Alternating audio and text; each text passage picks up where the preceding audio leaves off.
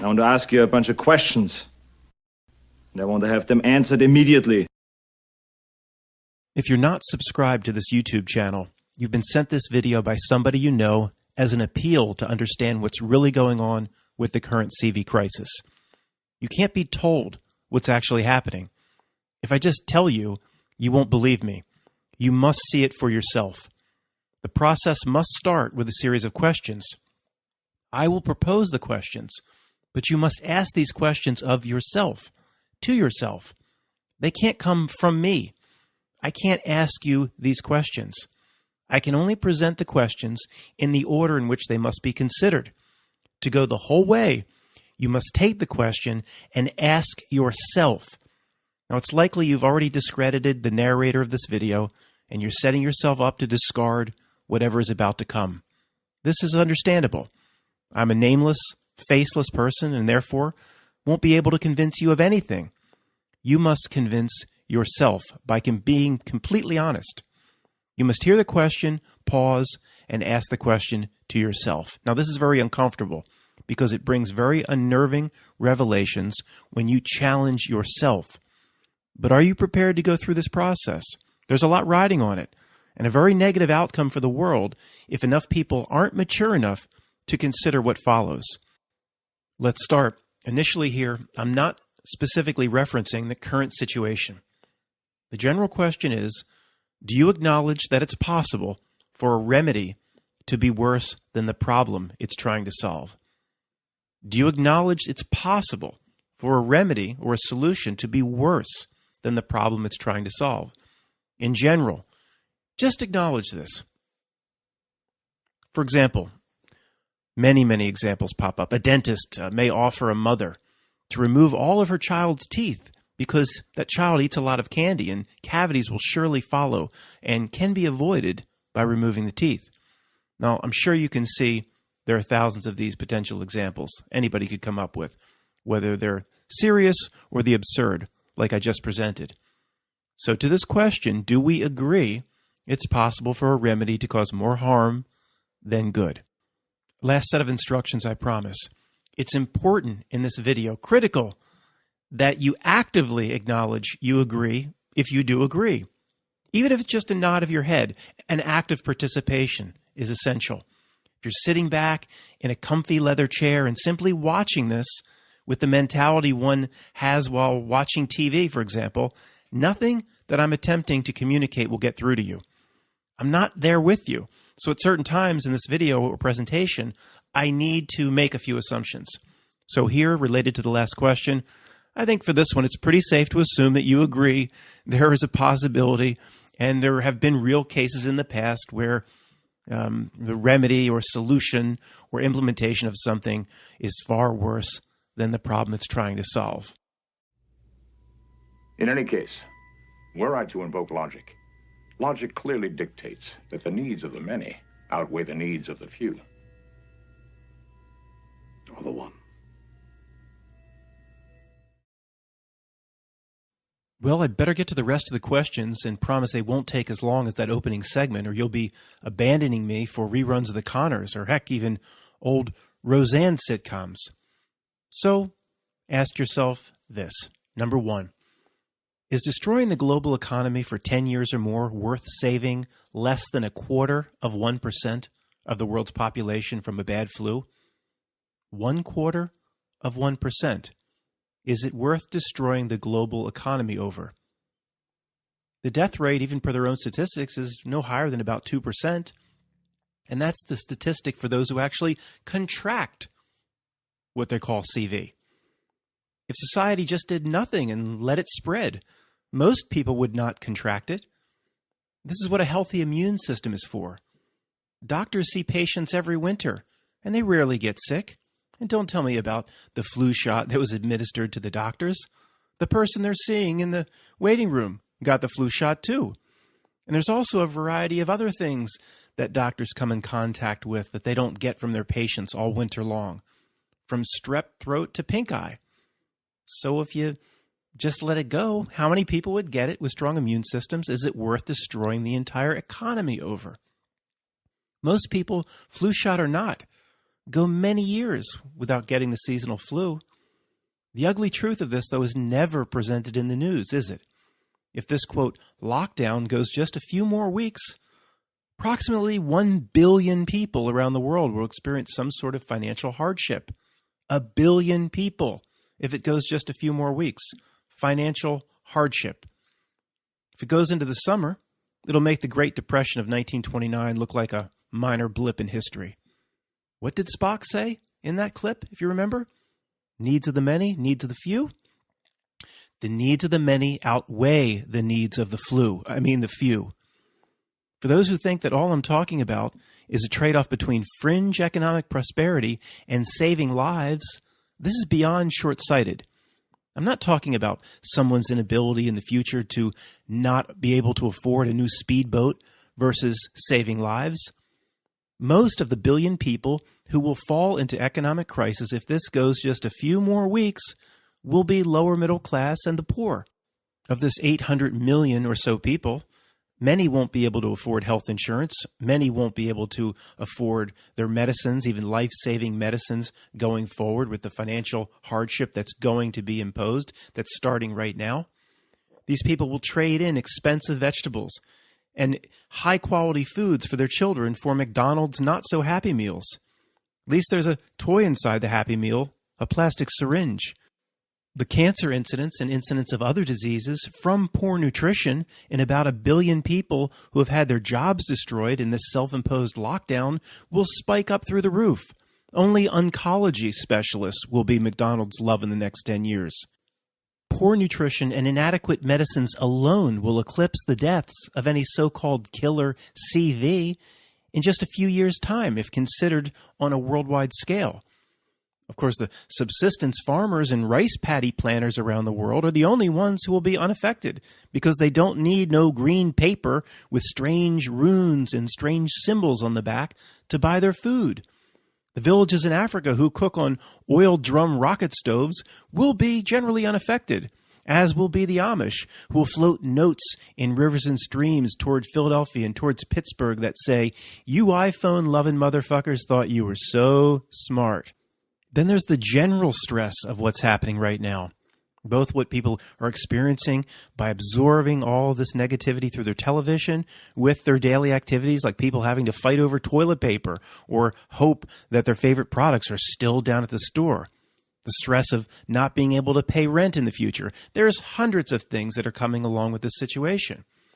So have the people who believe that these draconian lockdown measures are necessary to save lives, have they even considered the hundreds of millions of waiters, hotel workers, daily laborers, other types of people like that who are stressing out about not being able to, say, pay their rent, about not being able to pay for their daughter's or son's medicines, are stressing out. These people, you understand, they don't have the luxury like a corporate cubicle worker does to sit at home at a Fortune 500 or Fortune 1000 company, to sit at home and continue to collect their paycheck and continue to collect their benefits. Tens of millions or hundreds of millions of people only get paid when they work. Stress causes all sorts of disease. We all know this. Right now, just a small number of people on Earth, about 4 billion, are really stressed out. About a few hundred million in some way will succumb to their stress if the financial hardship comes. If this goes on just a few more weeks, tens of millions of them will die over the next 5 to 10 years. And why all of this? To save a few 100,000 today? Or far less? Again, we're weeks away from the point where, in terms of the suffering that will be inflicted over the next 10 years, it will have been far better to just let the virus run its course. Therefore, people must stop and ask themselves, what's really going on here? What authority is imposing on us now is like meningitis breaking out on a submarine, on a Soviet submarine in 1975, and the captain deciding to scuttle the ship in the Lorenthrol Trench from the Hunt for Red October, because that's the only way we can stop its spread, to take the whole submarine down. Time for a fun fact between sections. Did you know the CV is extremely common and has been around basically forever? There are 1960s Lysol cans that mention it by name. Yeah, right on the gold can. Kills 99.9%. Right there. The CV, right on the can. Most people have had something labeled CV many times in their lifetime. It's a broad classification of things we've all had. I admit they call this one novel, saying it has unique characteristics, even though it's generally the same class. Question 2 to ask yourself. Why are the parks, lakes, rivers, streams, local parks, state parks, national parks, and beaches all closed? Valley Forge Park, at like thousands and thousands of acres, is big enough where even on July 4th, there's nothing that can be remotely considered to be like people crowding together. It's just too big. On most days, any other day except the 4th, there are only like 5 to 10 people you run across per square mile. Aren't we told that getting fresh air and a bit of sun is the healthiest thing we can do for ourselves at this time? Or at any time? I've asked people this question specifically about the beaches, and what they come up with is nonsensical. One person I know in Florida now explained to me that the beaches are closed because of the spring break there. Okay, I see that. I guess all the young people were all oiled up and sliding up and down next to each other on the beach, piling bodies up on like a giant slip and slide. I can see that. That's not safe. I even agreed with the person. Fine. Send the spring breakers home then.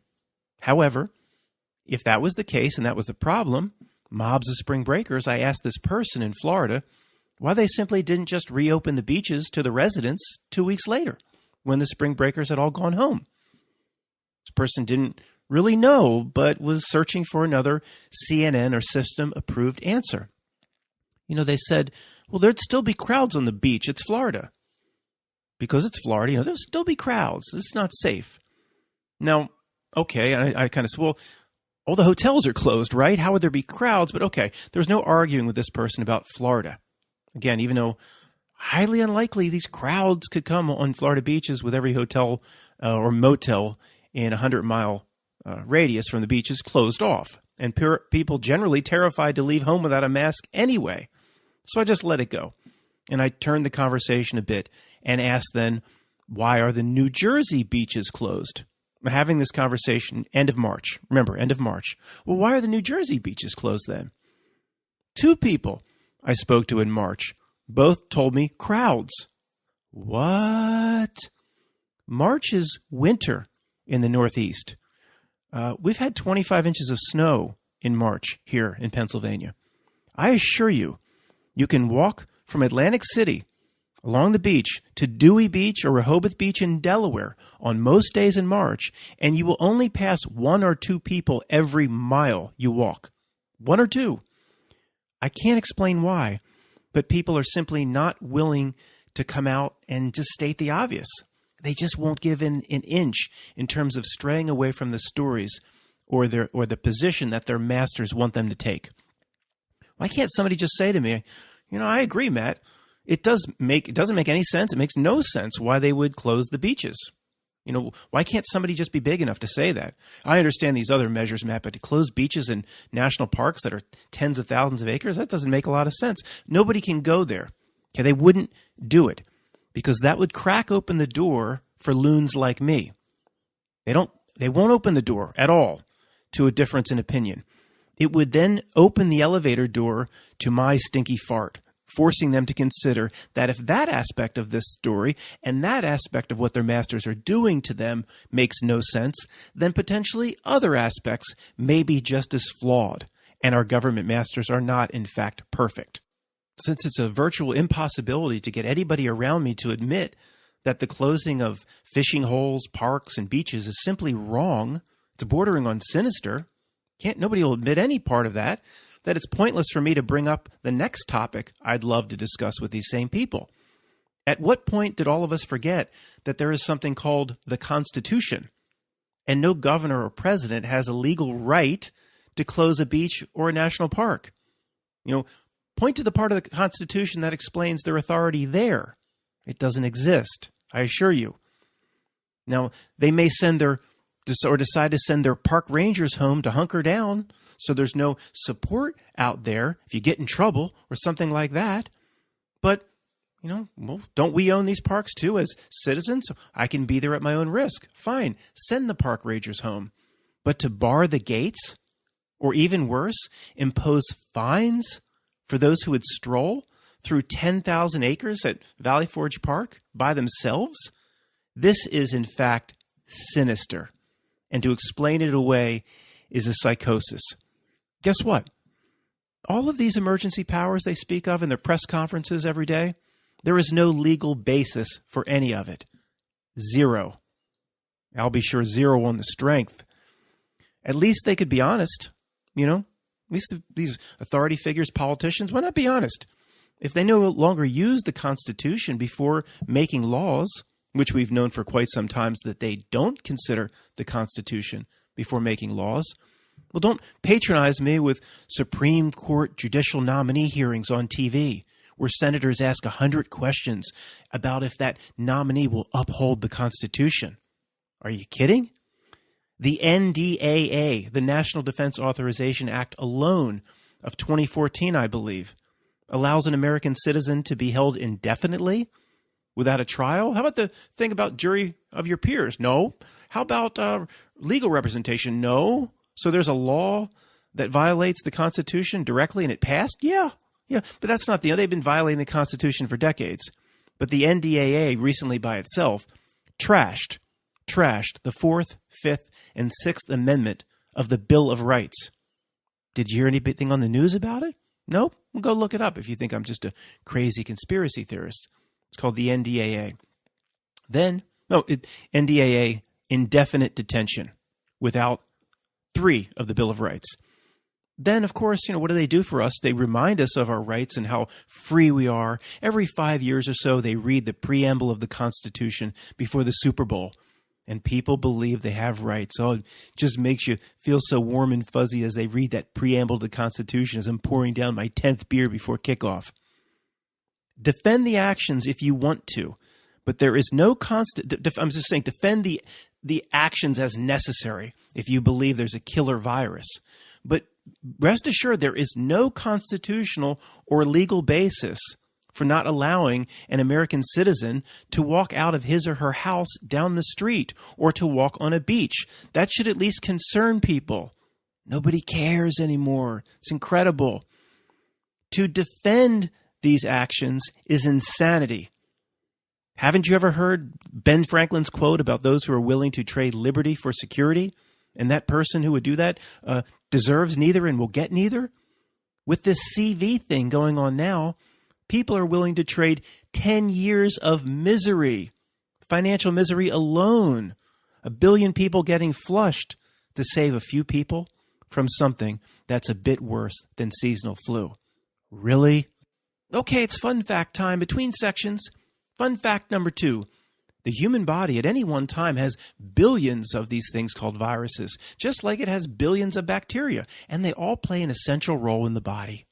Question number 3 to ask yourself. Do you think it's worth locking down the world for something that has not yet even gotten close to bypassing the regular seasonal flu in terms of severity? Did you know it's not even close to the regular seasonal flu in terms of severity?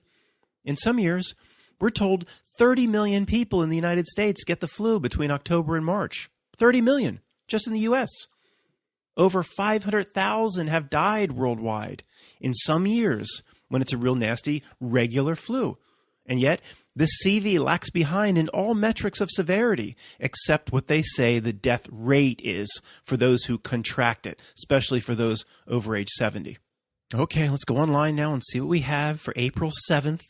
We have 385,000 cases in the U.S. Versus 30 million of the regular flu.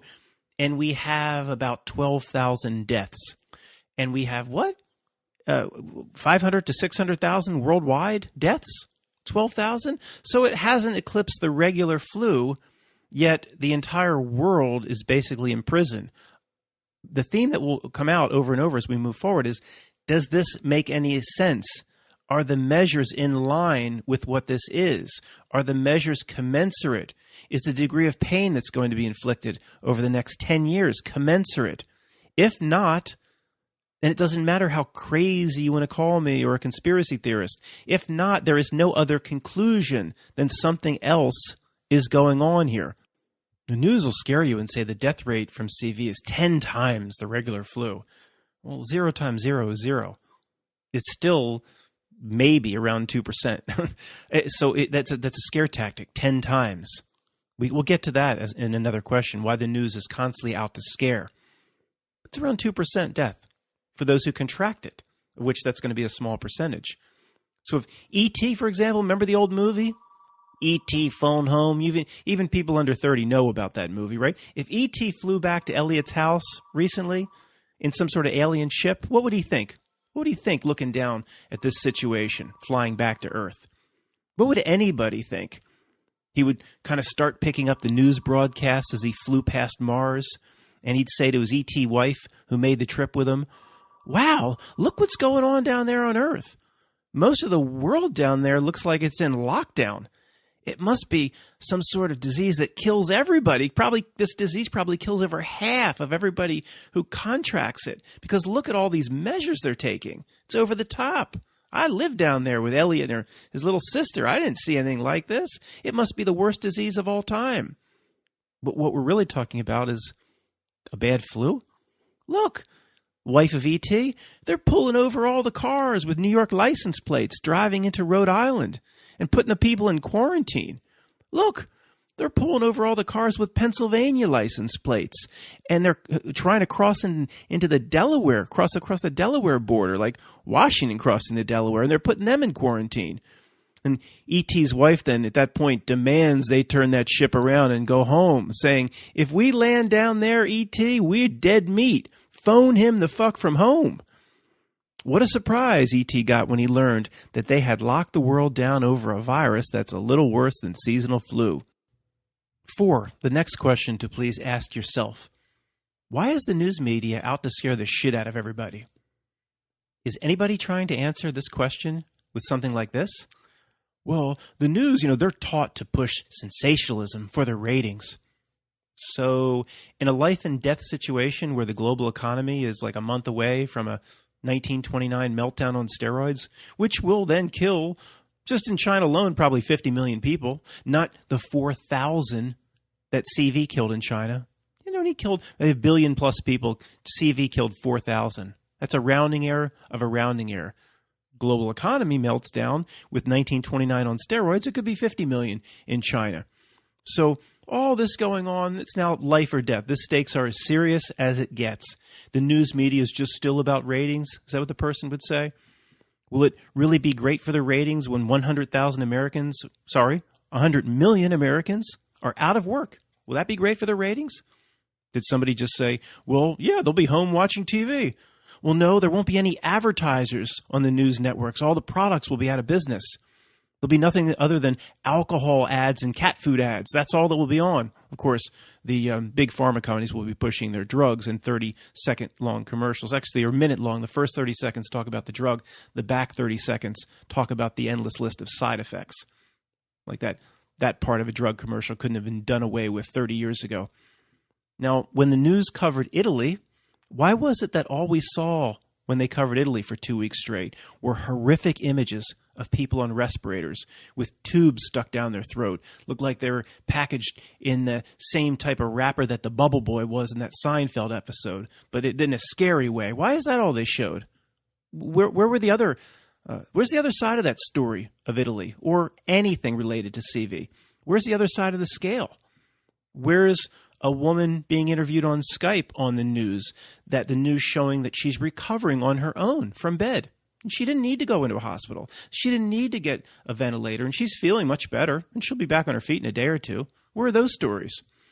Where are the stories of the people who got it and proclaimed from their webcam from home to the news that was really no big deal? Where are those stories? Don't you think a news media gives itself away when it's panic 24/7 all the time, and there's almost no stories balancing out with, I got through it. It was no big deal. I was really scared at first, but then, I recovered in 2 or 3 days. Where are those stories? Honestly, how do you explain that away if you are just a defender of everything this government is parroting to you and you like to parrot back? The fifth question you should ask yourself, why is the test, the CV test, and the testing in general such a big deal?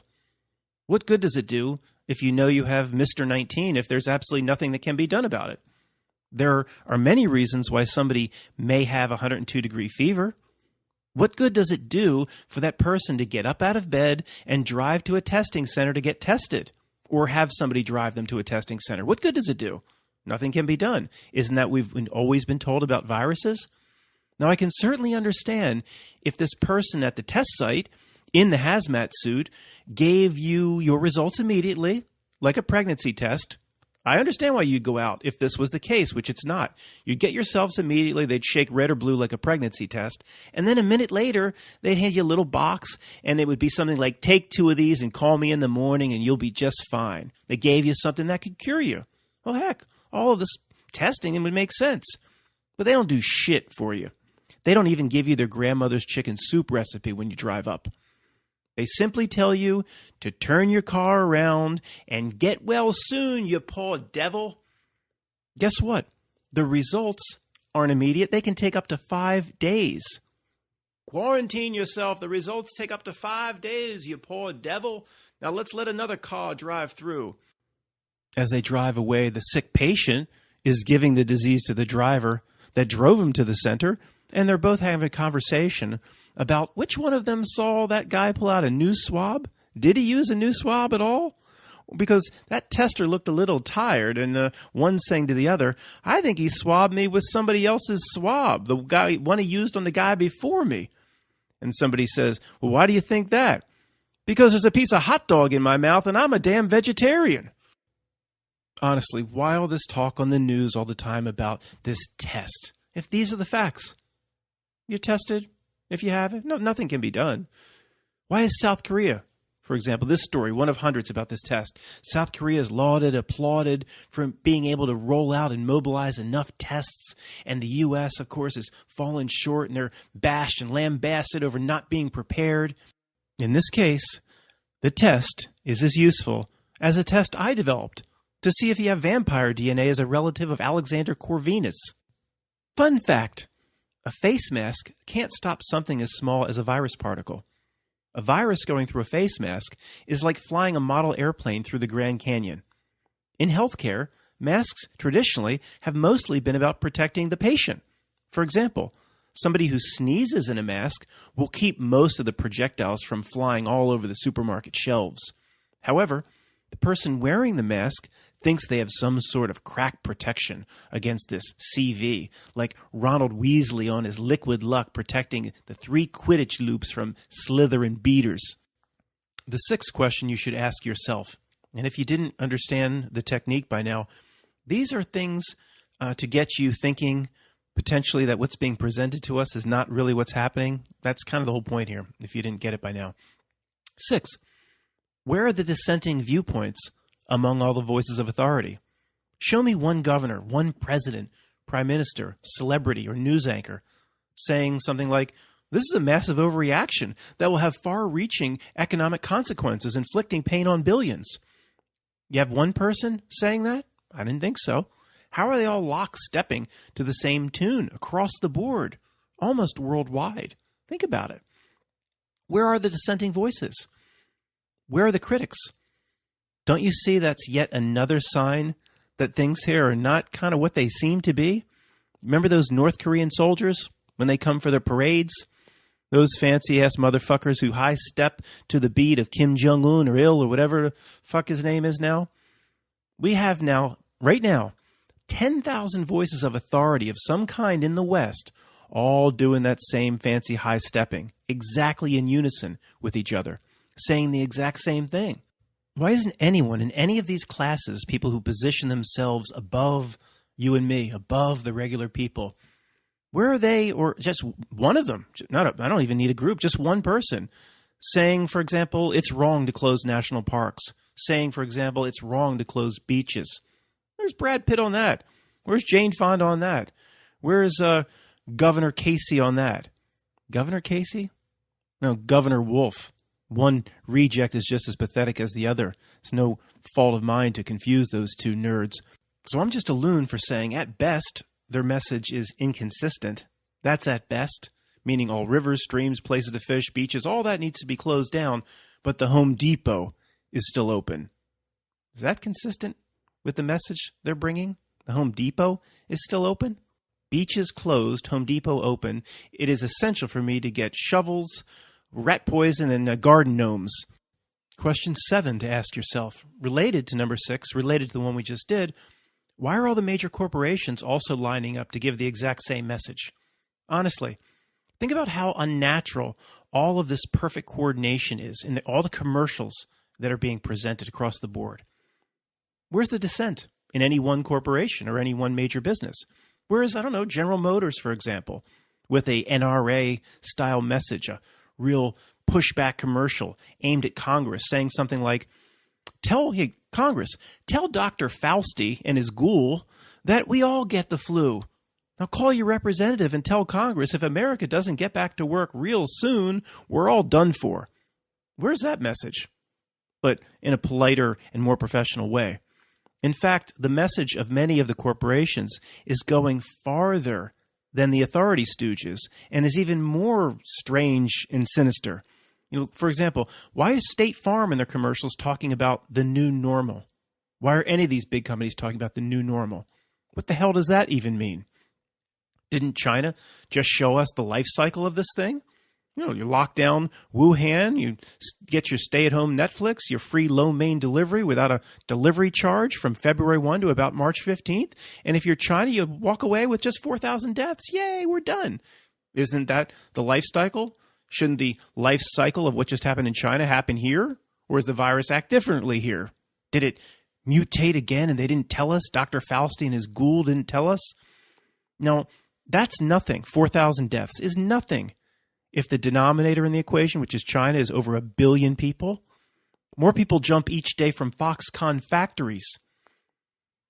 Close to the end of March, this is what happened. China declared some sort of victory and replaced all the Pokemon posters around the country with thousands of posters celebrating their healthcare workers. This is true. I'm making up the Pokemon. Every bus stop and everything had, we celebrate our healthcare workers. I'm serious. Put these posters all over the train stations. So if we learn from China, we should just have a few more weeks of this until we get our all clear. And we can then put posters on the R5 SEPTA line out of Philadelphia celebrating our healthcare workers. So what the hell is State Farm and 50 other big companies talking about with this new normal crap? Again, that's not what just happened in China. What? What am I missing?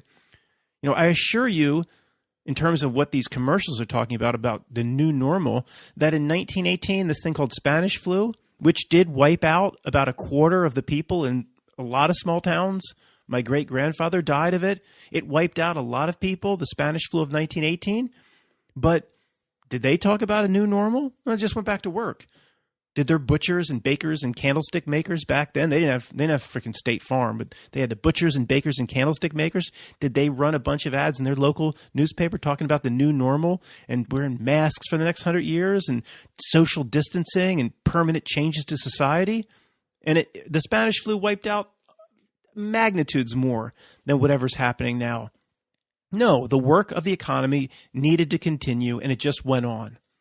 And good thing they weren't pussy-ass Peckerwood boys back in 1918. They just went back to work, or we wouldn't be where we are today, so we thank them. But we're just going to pussy down and hunker down inside because that's what our masters tell us to do. So what are they saying here? What do these corporations know?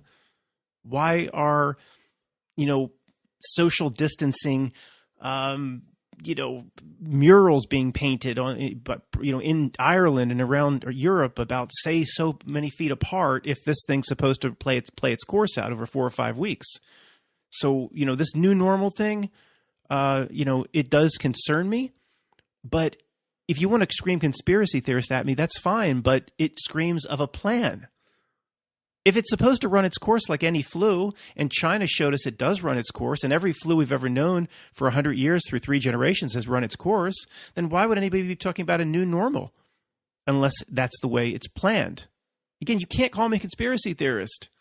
Because how would, if it is a new normal and the virus keeps coming around, then remember what I'm saying now. How did they know? How did they know? Question 8 to ask yourself. Let's go right back to the absolute basics. Does anybody listening to this know anybody who's died?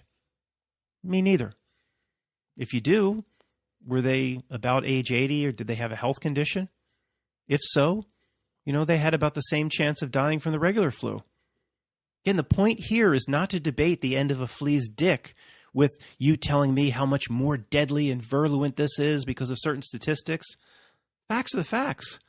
The fact is, as of now, it has not eclipsed the severity of the regular flu in almost every metric. And we're locking the world down? And even if you think that it hasn't because of all of these wonderful, drastic, draconian measures that your masters are imposing on all of us, don't forget the main point here. Even if the spreading stops in a few weeks, okay, we'll look at what's coming down the road next as the next contestant on The Price is Right. This lockdown, even if the spreading stops, created the next contestant on The Price is Right. And our next contestant that will play the game for about the next 10 years is the bastard son of the Great Depression that will harm billions economically. Remember what we talked about. Poor quality food, no medication, stress of not being able to cover bills, stress of not being able to take care of your children. That creates hundreds of millions of cases of disease. Okay, this is indisputable. That's already, the stress of this thing has already caused more harm than saving the tens of thousands apparently that are being saved now. Harm billions to save millions? No. Harm billions to save thousands. That's what's going on here. Harm billions very severely to save thousands. Now, if you buy that story, I got a bridge. It goes from New York to New Jersey. I'm the outright owner. My grandfather deeded it to me. You meet me under that bridge. And for just $500, I'll sign it over to you tonight. Back to the question of this section. Do you know anybody who's died? I don't. In 1918, the older people interviewed said, do I know anybody who's died? Yeah, a quarter of my entire town. The damn bells, like Quasimodo, the bells they did the bells thing. Then whenever somebody died, they ring the bells. The bells wouldn't shut up. That's what all the old people said, interviewed in their 90s, before they passed. It's all online. It's all on YouTube. So as of right now, it's not in its infancy. This thing's been playing out in China since December. It's not in its infancy. And almost everybody listening to this is going to say, do I know somebody directly or met someone that's died? We'd all basically say no. Few exceptions. But don't tell me about a story you heard from your uncle's, sister's, cousin's, brother's half-cousin. You didn't know that person. Do you know the person who's died? Really know them? Do you really know them? Almost no one listening to this will know anybody who's died. Even if you do you know how broad-reaching and poor the test is? Meaning, did they die of CV or did they die from something else? You have CV and you have CV markers in you right now just for being a human being. Everybody has CV markers in them just for being a human being. Very natural, common. The test is broad-reaching and ineffective. You could swab an old shoe and test it positive for CV most of the time. We've all had CV many times in our life. Thus, why the Lysol can has boasted about killing it since about 1950. And finally, the last section, because people are generally incapable of questioning the official story, incapable of questioning the narrative that comes out of their government or the people they turn to as their authority figures. They will ignore basic common sense and ignore basic, you could call it cause and effect. Cause and effect. Say you have a heating and air conditioning company that comes and gives you a new air conditioning system. And the very next day, everybody in your house is getting sick from the air conditioning system. Would you think they're related? You would think they're related, right? As soon as we turn the new air conditioner, everybody starts getting sick. Yeah, they're related. It's called cause and effect. Cause and effect. If you're on an elevator and there's a giant 800-pound gorilla on that elevator and there's this horrible fart smell of like stale bananas, where do you think it's coming from? It's cause and effect.